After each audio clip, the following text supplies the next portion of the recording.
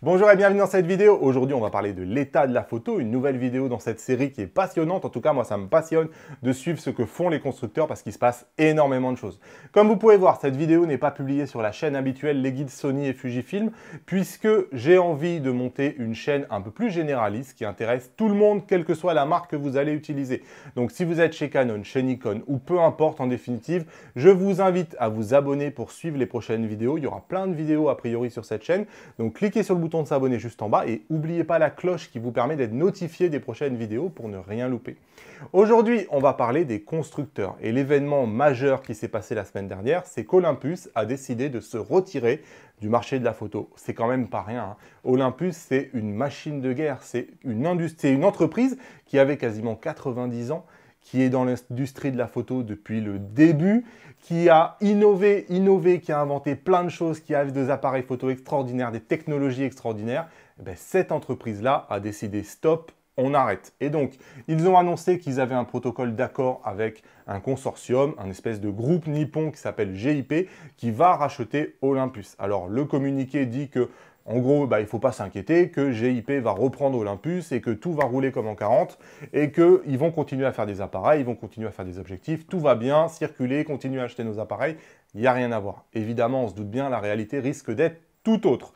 Dans le sens où Olympus a dit que le marché pour eux n'était plus rentable et il n'est plus rentable tout simplement parce que la part de marché est devenue trop faible et Olympus dit c'est la faute au smartphone. La part des marchés du smartphone a augmenté, les gens font des photos aujourd'hui avec les smartphones et donc on vend moins d'appareils et puisqu'on vend moins d'appareils, notre business n'est plus profitable et on ne trouve pas de business model qui nous permet d'être profitable, hein. C'est ce que dit Olympus. Jusqu'ici, je n'invente rien.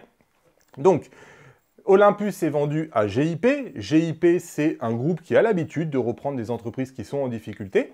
Et GIP, généralement, je suis désolé de le dire, mais n'a jamais pris une entreprise et lui a redoré son blason pour en faire une entreprise vraiment rentable. Ça n'est jamais arrivé.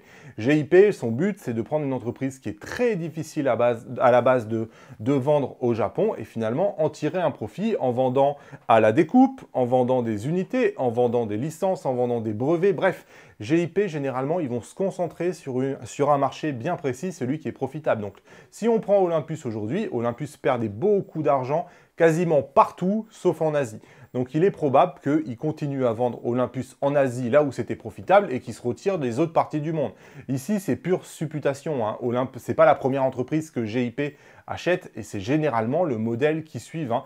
Et malheureusement, GIP est très peu implanté autour du monde. Quand on veut vendre un appareil photo, on a intérêt quelque part à avoir des bases un peu partout. Il faut faire du marketing, il faut faire du support, il faut faire du SAV et je pense que GIP n'est pas du tout taillé à ça, hein. C'est tout simplement pas leur business. Leur business, c'est de reprendre une entreprise qui va pas bien et d'essayer de faire du profit grâce à cette entreprise qui va pas bien. Donc c'est probablement pas pour faire ce que Olympus a échoué à faire alors qu'ils avaient le nom d'Olympus. Donc là, on se doute bien qu'en annonçant qu'Olympus arrête la photo, les ventes vont en prendre un coup, ils vont vendre moins d'appareils à partir de maintenant, moins d'objectifs. Voilà, ça ne va pas améliorer le business. Un business qui déjà n'était pas rentable avant, Olympus, ce n'était pas des manches, hein. Donc si Olympus n'a pas réussi à faire du profit, ce n'est pas GIP qui n'y connaît absolument rien et qui n'a pas du tout les infrastructures, ce n'est pas GIP qui va réussir. Donc pour moi, Olympus est officiellement mort et il n'y aura pas de futur. Ils vont sortir probablement les objectifs qui étaient en cours de finalisation et les boîtiers qui étaient en cours de finalisation, mais après, je regrette, mais je pense que ça sera probablement la fin et on risque de voir des Olympus qui n'auront d'Olympus que le nom en définitive dans les années à venir, qui seront probablement localisés sur des marchés bien précis. Bref, le Olympus tel qu'on le connaissait, je pense, est mort. Et il est mort parce que la part de marché est devenue trop faible. Et c'est là où on en vient à la suite. Parce que ce qui se passe aussi de l'autre côté est intéressant. Ce qui se passe, c'est que le marché de la photo est en train de se réduire considérablement et chaque constructeur a besoin d'une part de marché suffisamment conséquente pour arriver à être profitable. Sinon, on ne peut plus fournir de R&D, on ne peut plus fournir de coûts de communication, de marketing et donc finalement, on n'arrive plus à vivre. Et ce qui se passe sur les autres constructeurs est aussi intéressant parce que ce qui se passe, ça va impacter, je pense, beaucoup les parts de marché. Et ce qui se passe, c'est qu'aujourd'hui, les constructeurs qui avant avaient des boîtiers plein format avaient forcément des boîtiers qui étaient trop chers. Et une gamme du public qui avait un budget de 1000 € ou de 1500 € ne pouvait tout simplement pas aller sur le plein format. Et c'est quelque chose, j'ai l'impression, qui est en train de changer. Dites-moi si je me trompe, mais j'ai vraiment l'impression que c'est quelque chose qui est en train d'évoluer. Pourquoi? Canon a sorti le Canon RP il n'y a pas si longtemps que ça, un boîtier plein format avec kit à 999 $. C'est énorme. Un boîtier qui en plus est très capacitaire. Il sait faire plein de trucs. On n'est pas sur le vieux truc qui est un jouet vraiment qu'on ne ramasserait pas de par terre. On est sur un vrai appareil photo, le Canon RP. Et visiblement, ça a donné des idées aux autres. C'est-à-dire que Canon a montré la voie quelque part en disant, regardez, on peut faire du boîtier plein format à 1000 € et offrir une offre finalement qui n'existait pas vraiment avant à des utilisateurs qui avant utilisaient des appareils à capteurs plus petits. Et visiblement, ça a donné des idées à Sony et à Nikon qui vont faire exactement la même chose si on en croit les rumeurs.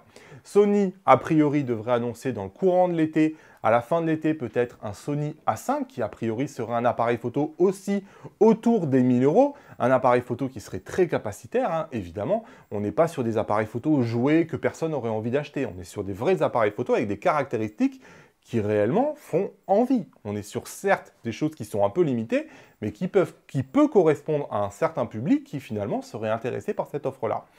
Évidemment, ces appareils photo-là, ils vont prendre des parts de marché. Nikon a décidé, pareil, a priori, de sortir un Z5, là, rapidement, au mois de juillet. Toujours avec le même principe, un capteur plein format sur un boîtier qui serait vendu dans les 1000-1200 €, avec des caractéristiques extrêmement intéressantes, et donc on aurait 3 offres. On aurait une offre avec le Canon RP, une offre chez Sony avec le Sony A5 et une offre chez Nikon avec le Z5. Ces 3 boîtiers-là, je pense qu'ils vont changer le marché de la photo parce qu'ils vont venir forcément prendre des parts de marché. Et ces parts de marché-là, ils ne vont pas être prises au boîtier haut de gamme. Je ne crois pas que quelqu'un qui, avant, avait l'intention d'acheter un Sony A9 ou un Sony A7 R4 ou un Canon R5, demain soit intéressé finalement par un Canon RP ou par un Sony A5. Les parts de marché des hauts de gamme plein format, ils ne vont pas être grignotés, je pense, par ces boîtiers-là. Ce qui va être grignoté, probablement, c'est les moyens. C'est les micro 4 tiers, mais les micro 4 tiers sont tellement grignotés qu'aujourd'hui, ils sont quand même presque morts. Hein. Olympus vient de l'officialiser, Panasonic, on verra.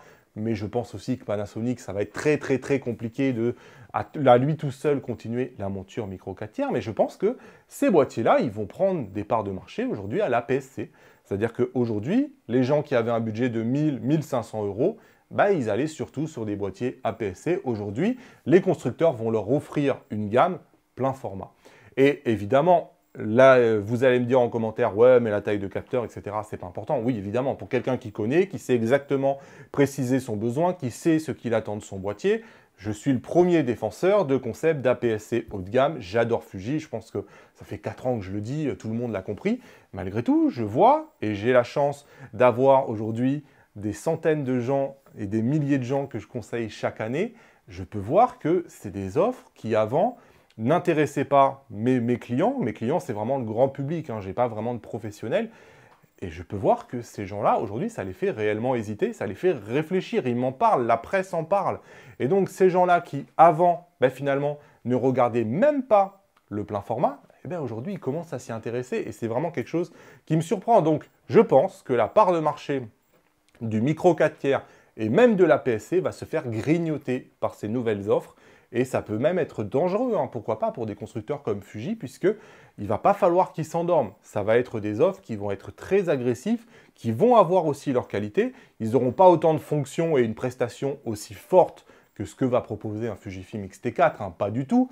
Mais enfin, ça va grignoter des parts de marché. Et aujourd'hui, dans des parts de marché qui sont toujours de plus en plus réduites, je pense, c'est jamais une bonne nouvelle. D'autant plus que, je vous vois venir, vous allez me dire, oui, mais les objectifs plein format, ça reste très cher, etc. Ce n'est pas tout à fait le cas. Hein. Je vois de plus en plus d'objectifs plein format qui sont réellement à bas coût. Et Tamron et Sigma font un boulot absolument incroyable avec Samyang. Et ils sont en train d'offrir, si je me base sur la monture Sony, ils sont en train d'offrir des objectifs qui sont moins chers que ce que je peux voir comme objectif APS-C chez Fuji. Et qui sont meilleurs. Ils sont meilleurs parce qu'ils tiennent une meilleure résolution, ils sont meilleurs en autofocus. C'est des objectifs qui sont dingues. Et aujourd'hui, si je prends rien que sur un an, Tamron et Sigma, sur une monture Sony, vous offrent, quelle que soit la focale que vous voulez, du zoom ultra grand angle et maintenant avec le Sigma, avec le 100-400, jusque vraiment au téléobjectif, vous avez des objectifs qui la plupart sont en dessous de 1000 euros. Et pour en dessous de 1000 euros, vous avez mieux que ce que propose Fuji en APS-C. Donc ça peut vraiment être une alternative puisque ce qui permet aux gens de changer leur matériel, c'est avant tout le budget. Et ces objectifs-là, avec ces boîtiers-là, ils vont clairement être dans le budget de quelqu'un qui aujourd'hui ne regardait pas le plein format et était exclusivement APS-C. Donc pour moi, c'est la guerre. C'est réellement la guerre sur le marché de la photo. Il y a des parts de marché qui vont changer. On peut voir que évidemment le micro 4 tiers va probablement laisser de plus en plus de place à des gens qui vont devoir choisir finalement quelle est la monture. Et j'étais avec quelqu'un l'autre jour qui se reconnaîtra probablement, qui est en Olympus, et qui me disait, oui mais moi effectivement, je lorgne par exemple sur ce que fait Canon. Et ça va arriver de plus en plus. Sigma et Tamron ont dit qu'ils allaient s'intéresser à ce que fait Canon et à ce que fait Nikon. C'est une évidence. D'ici 2 ans, ils auront une gamme pour tous les hybrides. Et waouh, en termes de budget, ça va laisser assez peu de marge de manœuvre à des constructeurs comme Fuji qui ont besoin de faire du chiffre d'affaires, qui ne pourront pas se contenter d'objectifs à 200 ou 300 euros. Le problème, c'est quand on a du Sigma qui là lance du 100-400 full frame avec une qualité exceptionnelle, qui est moins cher que le 100-400 de chez Fuji, je pense que ça va faire se poser de questions à pas mal de gens et que c'est réellement un gros changement dans le marché de la photo puisque aujourd'hui, le marché du plein format va devenir hyper finalement accessible et en termes de budget, on aura la capacité pour les gens de s'offrir du plein format là où avant ils étaient obligés d'avoir de l'APS-C.